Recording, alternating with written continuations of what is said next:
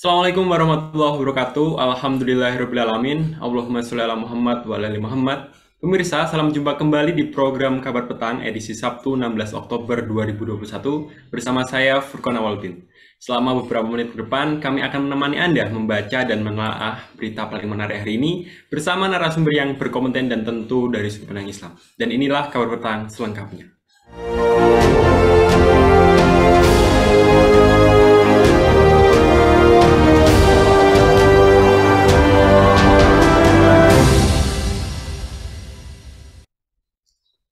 Dewan Penasehat Kampus Indonesia untuk Kebebasan Akademik atau KIKA Herlambang Wiratraman mengkhawatirkan nuansa Orde Baru di dunia riset dan ilmu pengetahuan Indonesia. Kekhawatiran itu muncul ketika menyusul pelantikan Megawati Soekarnoputri sebagai Ketua Dewan Pengarah Badan Riset dan Inovasi Nasional atau BRIN.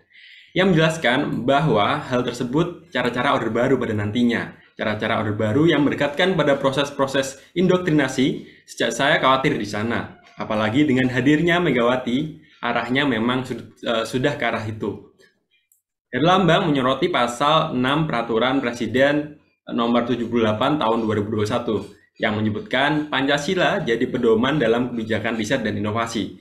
Ia khawatir BRIN hanya akan jadi lembaga indoktrinasi. Herlambang mengatakan pemerintah bisa saja melarang sejumlah penelitian dengan dalih tak sesuai Pancasila. Ia khawatir hal itu membatasi kebebasan akademik. Ia juga khawatir BRIN sekedar jadi alat politik rezim pemerintahan. Pasalnya, Dewan Pengarah lembaga itu dipimpin oleh Ketua Umum Partai Penguasa. Apakah BRIN perlu dibentuk? Apakah pengangkatan Megawati merupakan buah transaksi politik? Dan apakah lahirnya BRIN menghadirkan nuansa Orde Baru di dunia riset dan ilmu pengetahuan Indonesia? Untuk membahasnya, kami terhubung dengan Bung Lutfi Affandi dari Indonesia Justice Monitor. Assalamualaikum, Bung Lutfi Affandi. Waalaikumsalam warahmatullahi wabarakatuh, Bung Furqan. Bung Lutfi Affandi, bagaimana kabarnya? Alhamdulillah baik. Alhamdulillah, semoga selalu diberikan kemudahan oleh Allah. Amin. Ya, Bung Lutfi, apakah tujuan didirikan Badan Riset dan Inovasi Nasional atau BRIN ini, dan apakah badan ini perlu dibentuk, Bung? Ya, baik ya. Bismillahirrahmanirrahim. Yang pertama, kalau kita melihat ya background ya lahirnya BRIN itu sendiri, itu karena Indonesia itu punya mimpi menjadi negara maju di 2045 gitu. Kira-kira sekitar 24 tahun lagi begitu. Nah, sementara ini fakta menunjukkan bahwa ekonomi Indonesia itu masih didominasi ya oleh ekonomi yang berbasis komoditi begitu. Ya, ini eksploitasi sumber daya alam ya yang kemudian seringkali kemudian merusak alam dan ekosistem gitu. Nah, ke depan itu mimpi dari Indonesia sendiri, ya mimpi ekonomi Indonesia sendiri itu tidak lagi berbasis kepada komoditi begitu, melainkan berbasis kepada ilmu pengetahuan, riset, ya inovasi dan teknologi begitu. Jadi dan juga kemudian dalam tanda petik belajar dari negara-negara maju seperti Jepang, Korea, ya Cina dan yang lain-lain. Maka kemudian pemerintah ya mengusulkan ya kepada DPR ya dan kemudian menggagas lahirnya BRIN ini atau Badan Riset dan Inovasi Nasional begitu. Itu kira-kira dari aspek background. Jadi Indonesia ingin jadi negara maju tidak berbasis ekonomi komoditi tapi kemudian berbasis ekonomi riset, teknologi dan inovasi. Nah, adapun tujuan didirikannya BRIN ini sendiri bisa kita lihat dari di dalam Perpres ya nomor 33 tahun 2021 yakni lembaga yang melakukan penelitian, pengembangan ya atau litbang, pengkajian ya dan juga penerapan serta invensi ya berbagai macam penemuan-penemuan serta inovasi ya yang diharapkan bisa terintegrasi begitu. Nah, pertanyaannya apakah kemudian BRIN ini bisa perlu dibentuk begitu. Nah, ini sebenarnya juga menimbulkan pro kontra ya. Ada pihak yang setuju dan ada pihak yang tidak setuju dibentuknya BRIN ini. Tetapi dalam konteks tata kelola pemerintahan yang efektif ya dan efisien, saya menilai sebenarnya BRIN ini tidak perlu dibentuk begitu. Ya, karena selama ini kan ada yang kita sebut dengan Kementerian Riset ya dan Teknologi begitu ya. Dan juga ada beberapa lembaga riset yang lainnya seperti BPPT, LAPAN, ada Batan, ya termasuk juga LIPI di antaranya gitu. Jadi sebenarnya kalau pemerintah itu sungguh-sungguh, pemerintah itu serius begitu ya, tinggal dilakukan saja optimasi ya penguatan di Kementerian Riset ya dan Teknologi begitu ya.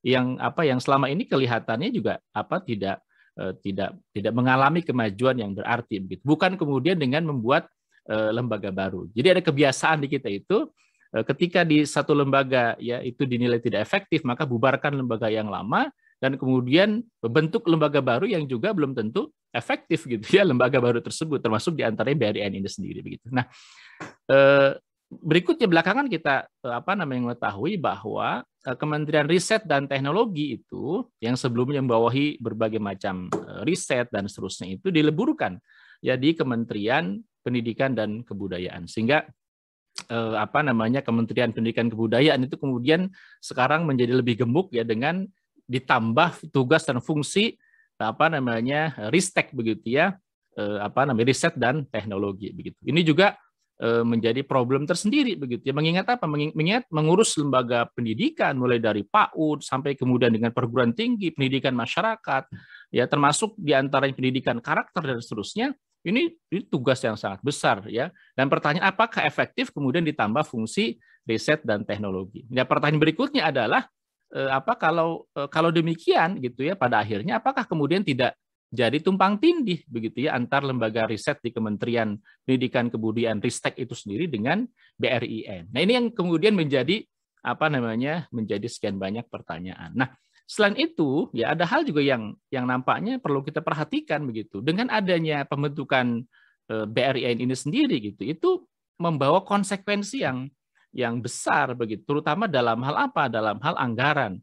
Karena mengingat begitu ya, BRIN ini atau BRIN ini sendiri kemudian didorong untuk dibentuk di berbagai macam daerah gitu, dengan dibentuknya BRINDA gitu ya, Badan Riset dan Inovasi daerah gitu. Jadi tidak sesederhana itu membentuk sebuah lembaga baru ya dengan menghapus lembaga yang lama atau kemudian meleburkan ya dengan Kementerian Pendidikan Kebudayaan ya, karena nanti efeknya juga akan banyak. Jadi sebenarnya apakah perlu dan tidak itu juga terjadi pro kontra, tapi kalau saya memandang ya, kalau sebenarnya pemerintah itu mengoptimasi lembaga yang sebenarnya sebelumnya sudah ada, yang Kementerian Riset dan Teknologi, sebenarnya tidak perlu dibentuk yang namanya BRIN itu sendiri begitu. Ya, Bung. Kalau Bung Lutfi, apakah dibentuk BRIN ada kesan pemerintah memaksakan diri, Bung? Karena pembangunan riset dan inovasi terpaut jauh dengan BPIP, Bung. Iya, kita tahu ya bahwa pembentukan BRIN itu sendiri, ya kalau saya melihat itu menunjukkan pemerintah itu tidak punya visi tata kelola pemerintahan yang baik gitu. Jadi kenapa? Karena seolah ini bukan mendadak ya, walaupun mereka pasti berdalih sudah lama difikirkan. Kita bisa lihat misalnya kita tahu pembentukan BRIN itu sendiri itu dengan mengangkat ya Pak Laksamana Trihandoko sebagai ketua BRIN itu sendiri, itu bersamaan dengan reshuffle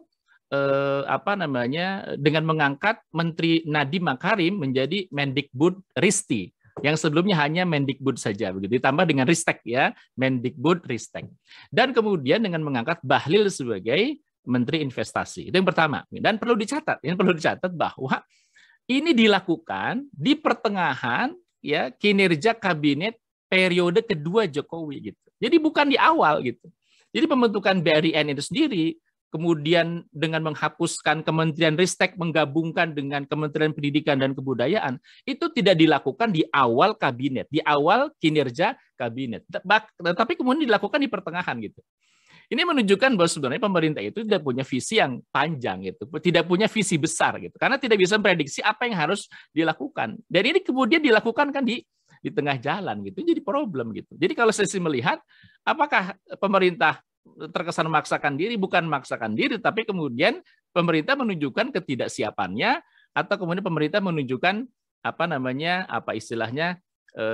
tidak punya visi ya tata kelola yang baik di dalam konteks pemerintahan, karena membentuk sebuah lembaga itu di pertengahan kabinet itu sendiri begitu. Nah, yang kedua ya, yang kemudian saya ingin sebutkan bahwa pemerintah itu tidak punya visi tata kelola pemerintahan yang baik itu bisa dilihat dari Perpres yang kemudian berubah dari Perpres BRIN ya nomor 74 atau 79 kalau tidak salah tahun 2019 begitu, yang di situ tidak ada struktur dewan pengarah.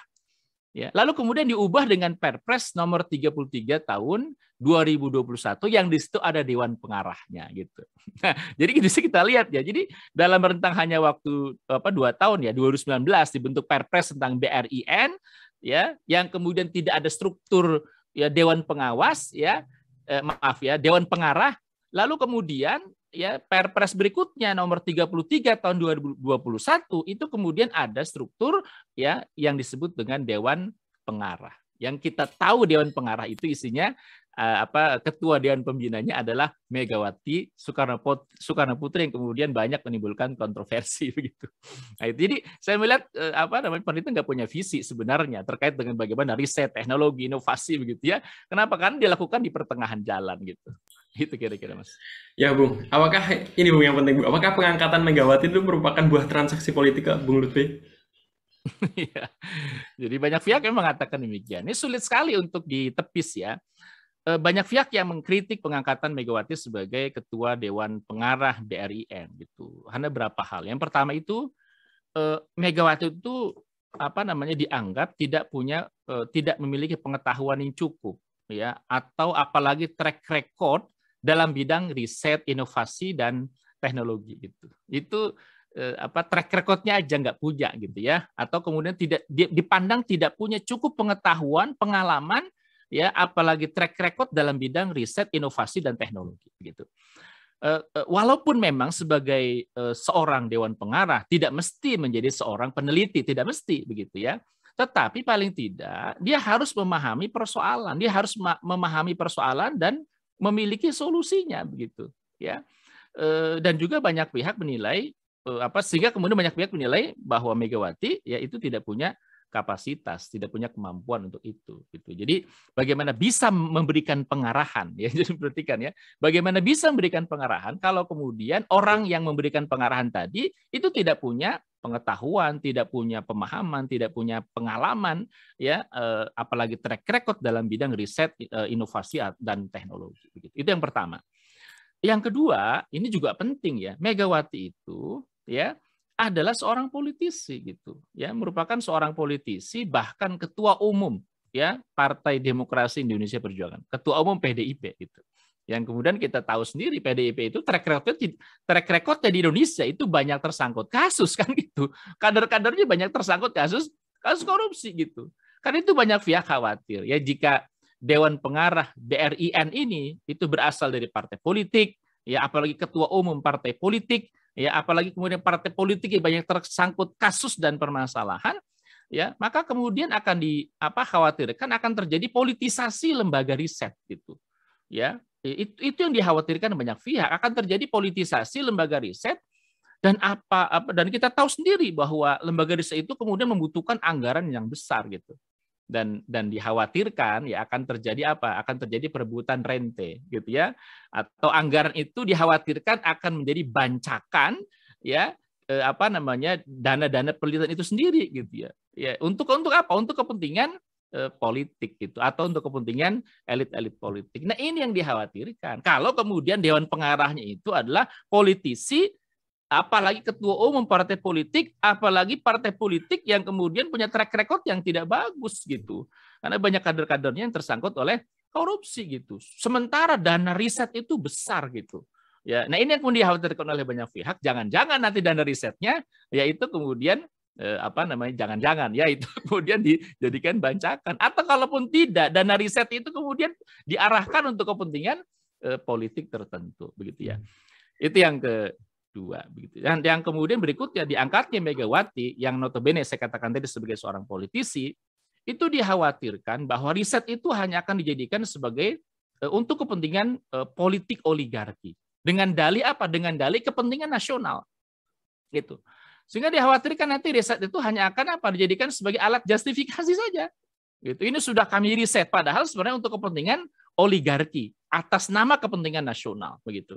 Ya, sebagai alat kepentingan politik ya, dan akumulasi kapital modal di situ. Nah, jadi bisa jadi terjadi nanti ya, ada kepentingan oligarki, ada kepentingan elit-elit politik, oligarki, termasuk di antaranya para kapital, para pemilik modal terhadap satu industri misalnya, ya. Tetapi ketika ingin berjalan mulus, maka menggunakan tangan BRIN itu sendiri untuk melakukan riset gitu. Sehingga apa? Sehingga kepentingan dari oligarki tersebut berjalan mulus karena apa? Karena ini sudah melalui proses riset dari BRIN. Nah, ini bahaya di situ. Kalau kemudian ada kepentingan politik sehingga masuk kepentingan oligarki gitu. Itu, Mas. Iya, menurut Bung Lutfi, apakah lahirnya BRIN menghadirkan nuansa Orde Baru di dunia riset dan ilmu pengetahuan Indonesia, Bung? Ya, saya ingin melihat begini ya, di pasal 6 Perpres nomor 78 tahun 2021 itu disebutkan ya bahwa Pancasila itu dijadikan sebagai pedoman dalam kebijakan riset dan inovasi gitu. Nah, ini menurut saya berlebihan gitu. Lembaga riset ini ya kemudian diharuskan, dia harus sesuai ya, dan Pancasila itu harus jadi pedoman dalam kebijakan riset dan inovasi. Sehingga kemudian banyak yang bertanya, ini lembaga riset atau lembaga indoktrinasi gitu loh. Sehingga kemudian Pancasila yang kemudian jadi guidance ya gitu. Terlepas dari itu semua gitu. Saya menganggap ini berlebihan gitu ya. Kenapa?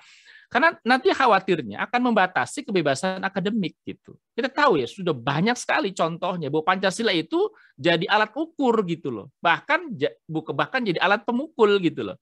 Ya. Nah, lembaga riset ini kalau kemudian dikooptasi seperti itu, ya ini bisa jadi akan membatasi kebebasan akademik para penelitinya gitu. Bisa jadi nanti sebuah riset itu akan dilarang. Ini riset ini nggak boleh. Kenapa? Tidak sesuai dengan Pancasila. Ya, yang menentukan standarnya siapa? Wallahu a'lam gitu ya. Yang menentukan standar ini nggak sesuai dengan Pancasila atau tidak siapa? Ya hampir pasti itu ketua dewan pengarah atau dewan pengarahnya gitu. Atau bisa jadi nanti ada ada penelitian yang dipaksakan, diimplementasikan gitu ya, karena dianggap sesuai atau cocok dengan Pancasila. Padahal ada kepentingan oligarki dan kepentingan politik kekuasaan gitu ya.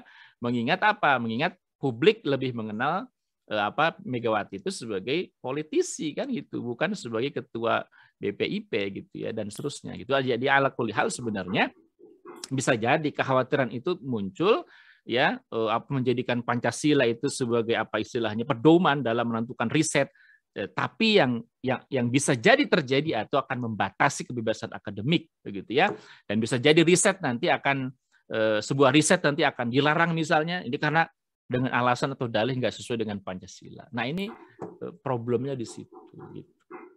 Ya Bung, lalu bagaimana penilaian Anda terhadap visi BRIN saat ini, Bu Lutfi?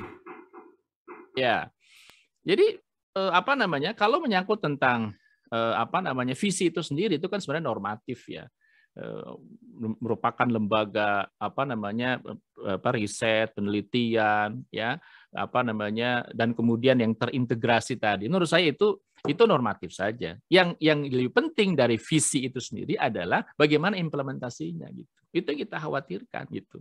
Kalau visi itu kan bisa dibuat sewah mungkin, sebagus mungkin. Tapi kemudian bagaimana nanti implementasi dari visi itu sendiri gitu. Ya, sementara fakta menunjukkan gitu. Salah satu implementasinya adalah misalnya mengangkat ketua umum partai politik ya sebagai ketua dewan pengarah.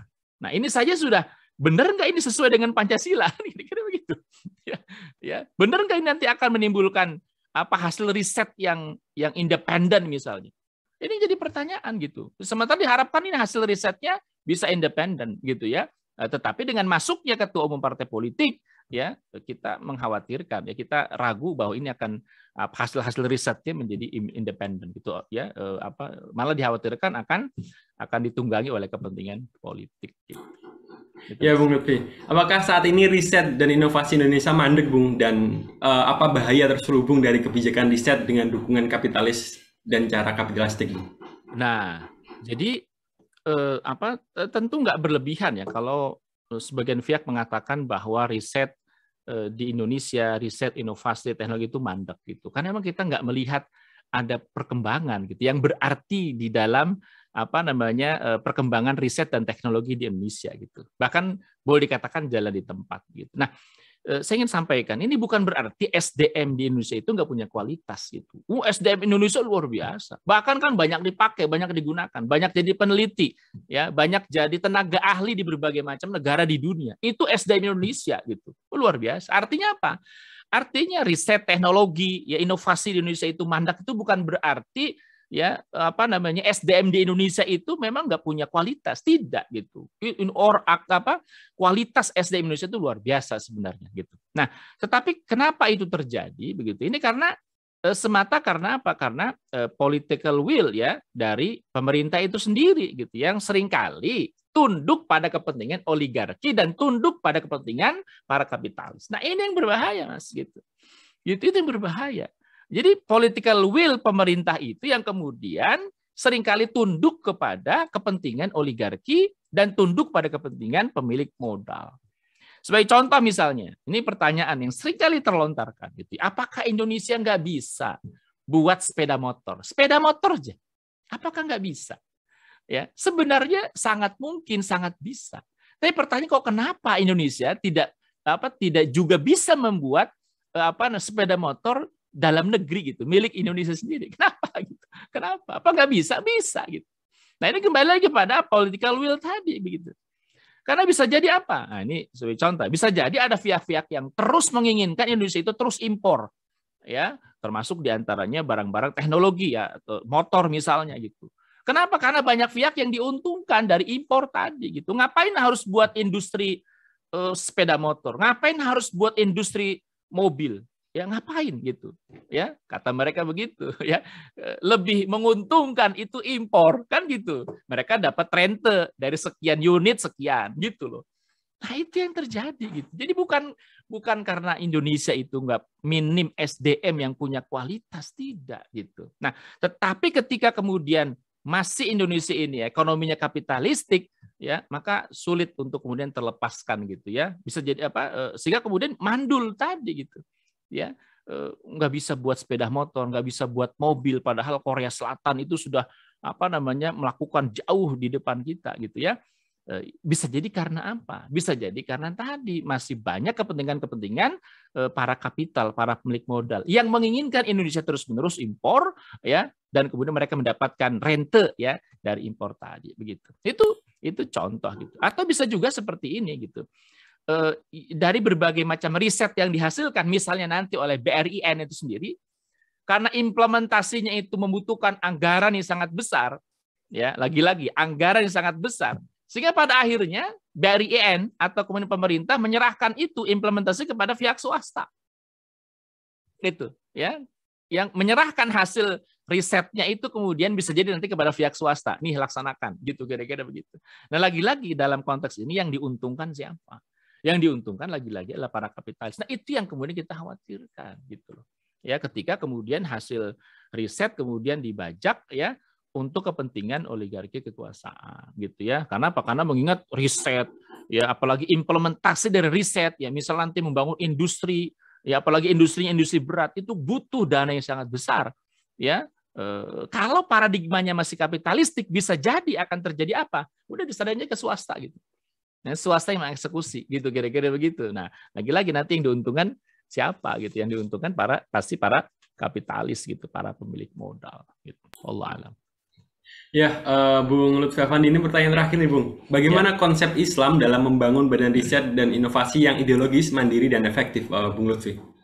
Ya, baik ya, saya sampaikan Islam itu dalam rentang sejarah ratusan tahun itu telah terbukti ya menghasilkan banyak sekali para peneliti, banyak sekali penemuan-penemuan gitu dalam rentang sejarah itu. Nah, ini menunjukkan bahwa sejarah Islam itu atau Islam itu sendiri bisa menghasilkan peradaban ya, diantaranya hasilnya adalah riset dan teknologi tadi gitu. Nah, buktinya apa? Banyak sekali penemuan-penemuan, banyak sekali ilmuwan yang lahir pada masa peradaban Islam atau khilafah Islam tadi. Nah, ketika ada pertanyaan tadi begitu ya, bagaimana bentuk lembaga riset ya yang kemudian ideologis, mandiri, efektif gitu. Nah, karena itu kalau kemudian ada lembaga riset atau Islam kemudian memandang tentang lembaga riset yang ideologis, maka apa? Maka dia harus ada di sebuah negara yang juga ideologis gitu.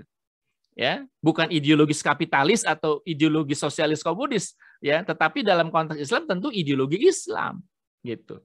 Dan itu sudah terbukti dalam rentang sejarah. Dan bagaimana itu bisa terjadi? Yang pertama, bahwa paradigma ya negara dalam implementasi kebijakannya ini termasuk dalam riset, inovasi begitu ya, teknologi begitu ya, itu harus dalam rangka mewujudkan maqasidus syariah. Jadi maksud penerapan syariah gitu. Ya, apa itu diantara dalam rangka melindungi, memelihara jiwa, akal manusia, ya, melindungi agama, nasab atau keturunan, harta, kemuliaan negara dan seterusnya gitu. Dan juga dalam rangka mewujudkan Islam sebagai rahmatan lil alamin gitu. Jadi visi itu yang harus ditanamkan lebih dulu gitu ya, bahwa syariat Islam itu atau hukum Islam itu termasuk di antara implementasinya adalah tadi riset, teknologi, inovasi dan seterusnya, itu harus dalam rangka bagaimana mewujudkan Islam sebagai rahmat bagi semesta alam. Islam sebagai rahmat kebaikan bagi semesta alam. Itu yang pertama. Yang kedua, visi yang kemudian harus dimiliki oleh umat Islam dalam konteks ini tentu oleh negara dan umat dan masyarakat adalah visi sebagai khairu ummah. Visi sebagai bangsa yang menjadi umat terbaik gitu. Ya. Nah, agar menjadi umat terbaik tentu harus apa? Di antaranya selain kemudian disyaratkan ya beriman ya, lalu kemudian amar ma'ruf nahi munkar dan seterusnya. Juga harus menguasai ilmu pengetahuan dan teknologi gitu. Kalau ingin menjadi sebuah bangsa yang terbaik ya, khairu ummah, umat yang terbaik atau bangsa terbaik, maka ya itu harus menguasai ilmu pengetahuan dan juga teknologi begitu. Karena kalau tidak, kalau umat Islam, kalau negara Islam, kalau khilafah Islam tidak menguasai ilmu pengetahuan dan teknologi, maka ya ujung-ujungnya bangsa ini atau umat Islam itu hanya akan jadi objek pasar dari negara-negara kapitalis dan akan menjadi terjajah gitu. Terjajah secara ekonomi gitu tentunya gitu. Nah, visi ini yang harus menjadi visi ya, termasuk turunan dari beberapa sistem pendidikan di dalam Islam gitu. Jadi visi sebagai khairu ummah, menjadi umat terbaik ya, dan harus menguasai pengetahuan teknologi. Karena kalau tidak ya kita akan menjadi umat yang menjadi objek pasar dari negara-negara besar ya, dan kemudian akan terjajah gitu. Kalau kita umat Islam itu tidak punya visi ya sebagai khairu ummah. Nah, itu visi itu dulu yang harus dimiliki oleh kaum muslimin. Karena kalau tidak, kita jadi pengekor saja, jadi pasar saja kira-kira begitu. Nah, berikutnya turunannya adalah bagaimana kemudian kita itu atau umat Islam itu atau negara Islam itu atau khilafah Islam itu membangun sistem pendidikan yang visioner. Bahkan sejak dari sekolah dasar sampai perguruan tinggi gitu. Ya, kita harus menguasai dunia. Ya, Islam itu harus tersebar ke seluruh penjuru dunia. Umat Islam itu harus menguasai dunia. Jadi visi besar itu yang kemudian harusnya ditanamkan kepada seluruh anak didik gitu. Itu menjadi visi dari sistem pendidikan. Sehingga nanti lahir ya para generasi-generasi yang bermental pemimpin, bukan bermental budak gitu. Ya, lahir nanti generasi-generasi bermental penemu, peneliti, pemimpin ya, dengan berbagai macam keahlian dan juga kepakaran gitu. Jadi kenapa? Karena tertanam dalam mereka visi besar yang menjadi khairu ummah, menjadi umat terbaik gitu.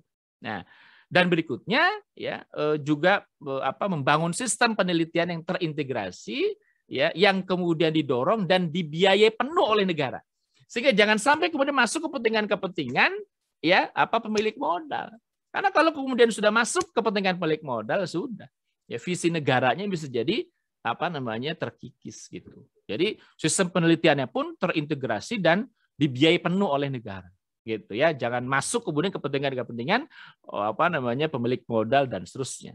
Dan yang terakhir, bagaimana kemudian membangun sistem industri yang strategis ya, yang kemudian dimiliki dan dikelola secara mandiri oleh negara. Lagi-lagi karena kalau kemudian tidak dikelola secara mandiri oleh negara, nanti masuk kepentingan asing atau kepentingan swasta sehingga membuat negara tetap dikuasai oleh oleh kepentingan yang lain, oleh kepentingan para kapitalis, pemilik modal, atau yang dikhawatirkan dikuasai oleh kepentingan asing gitu. Nah, jadi itu kira-kira ya terkait dengan diskusi kita ya pada siang hari ini. pada sore hari ini. Terima kasih Bung Lutfi Afandi atas waktu dan penjelasannya. Dan semoga jenengan selalu diberikan kesehatan dan kemudahan oleh Allah, Bung. Amin, amin, amin ya Allah. Dan semoga kita juga bisa bertemu lagi di lain kesempatan di forum kebarokan yang lain. Insya Allah. Sekali lagi terima kasih Bung Lutfi Afandi. Ya. Dan alhamdulillah pemirsa Kabar Petang, semoga Anda mendapatkan banyak manfaat dari acara kami. Sampai bertemu lagi di channel yang sama setiap hari pukul 17.00 WIB. Akhirnya saya Furqan Auluddin bersama kru yang bertugas petang ini undur diri. Dan waalaikumsalam warahmatullahi wabarakatuh.